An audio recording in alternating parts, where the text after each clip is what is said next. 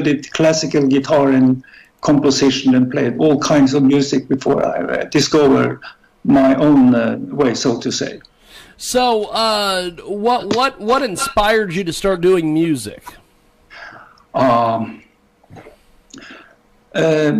tell you the truth, what's inspired me at the most was the American songbook, Gershwin, Richard Rodgers, all that evergreens, and from the American songbook. Fantastic.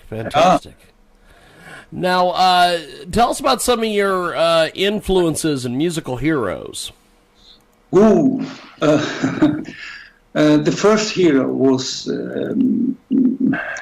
I think it was Django Reinhardt, the Gypsy guitar player.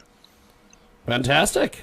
And to be honest, I like at the most his electric guitar playing in the 1953 when he switched from acoustic to electric guitars, and he played was about 10-15 years ahead of time and playing very hard bebop on guitar. So I love this very period of Django Reinhardt when you play electric guitar. That was my first heavy happiness, so to say. Yeah, I was very happy to hear Django on the electric guitar.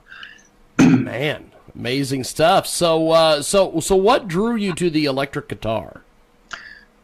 You mean me? Yes. Yeah. What was the thing that you thought, that this is the end all be all of everything? Yeah.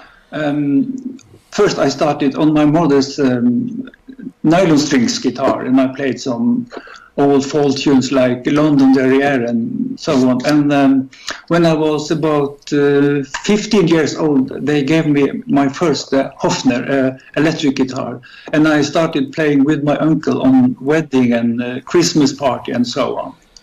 And so I switched to electric guitars, and little by little I played both acoustic and electric guitars. I love to play both of them, and I also have some experience with the guitar synthesizer and pedals and all that stuff as well. So what drew you? What is the thing that you like about the acoustic guitar that you can't get with the electric guitar? Oh, that's a very good question. With acoustic guitar, you are taking the guitar close to your body, and your body reflects the acoustic sound, so it's other kind of vibration. It's very sensitive to play on nylon strings in guitar, because you don't have this feedback and distortion which you could have on electric guitar. So little by little I combined the acoustic guitars and 12-string guitars and alto guitars with 11-string. It's a tune like lute from the Renaissance, so I have a lot of different guitars. Amazing stuff. We have got a great guest with us today. He joins us live here on Skype audio to discuss a fantastic musical journey. Now, where can people buy your music and get involved with you and support you? Oh, that's also a very important question. Okay, I am on Spotify and a lot of different pages on Facebook. A lot of my music is on YouTube, on my name. A lot of different eras from the very beginning in the 70s and up to today. So you can follow my footsteps on YouTube. Now, doing music and making music, what are some of the lessons you've learned over the years? When I started out not playing. I couldn't read music. So when I was about 27 years old, I moved from the northern part of Norway to Oslo to study classical music and guitar and composition. So I learned to read music at the age of 27 years. So when I was 27 years, so I learned it quite late. So I played music from the 15th, 16th century, and little by little I traveled to the surface to today music, because I was very aware of go to the very roots of the guitar, from from a European point of view, with lute music and English Elizabethan music. So yes, I try to go to the very roots of the guitar. But anyway, I also play a lot in China and Japan, and in China I learned to appreciate music instrument was 5,000 years old, from the very beginning of the Chinese instrumentation repertoire. We've got a great guest with us today. He joins us live here on Skype audio to discuss his music, also to discuss just being in the music business. What are some of the lessons that you can pass on to folks that are either getting into music or that are currently in music? First of all, you have to be honest and listen to a lot of music, but I'm not listening that much to guitar players. I'm listening to piano players and especially singers, because you have this, you take your breath and you play the phrase, and then you take a new breath and a new phrase, because I think very often guitar players play too much and too little breathing in the way of expressing you on guitar. So I'm listening a lot to singers and trumpets and jazz saxophone players. Now, what attracts you to those kind of folks? Excuse me, what attracts me to? Yeah, saxophone players, jazz players. What attracts you to these folks? The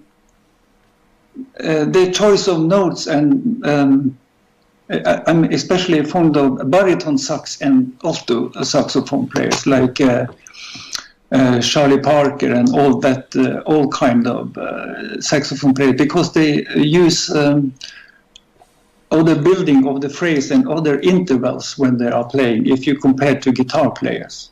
So also I'm listening a lot to jazz piano players like, okay, let's say Bill Evans, for example.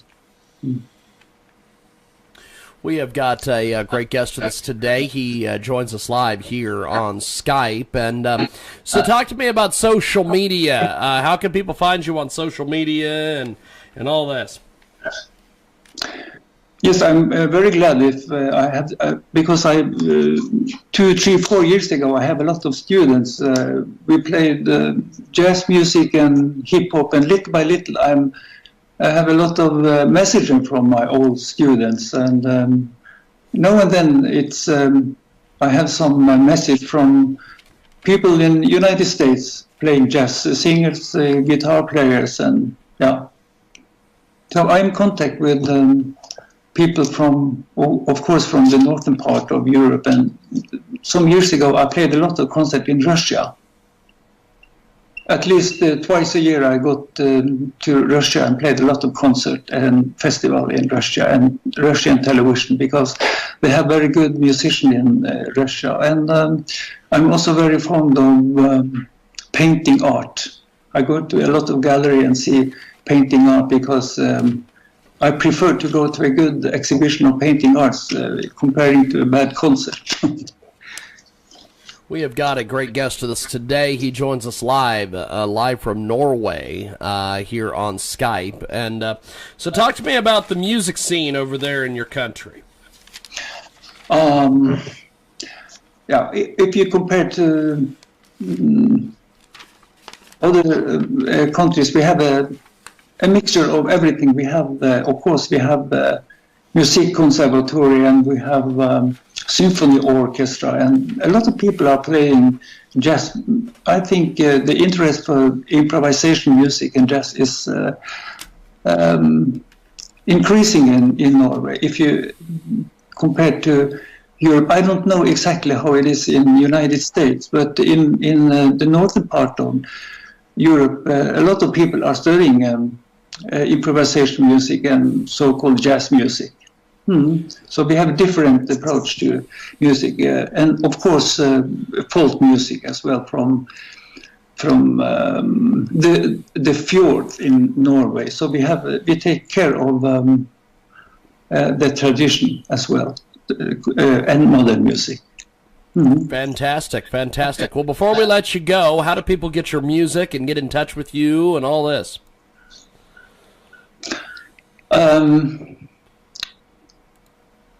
Could you please repeat the question? How do we get in touch with you on the web? How do we buy your music? And how do we just stay in contact with you, my friend? Yes. Okay. I'm very active on Facebook. So I got a lot of messages in Facebook, and I also have a lot of my music on Facebook. So people could get in touch with me in Facebook, and they could listen to a lot of music on YouTube as well. And I also writing music for mixed choir, because some years ago I made a tour in Japan and I wrote some composition for mixed choir and guitar and the lyrics of our common friends, William Shakespeare. Fantastic. Well, have yourself a wonderful day. We've got to go, my friend. My next guest is going to be calling here in a few moments, but I appreciate you making time.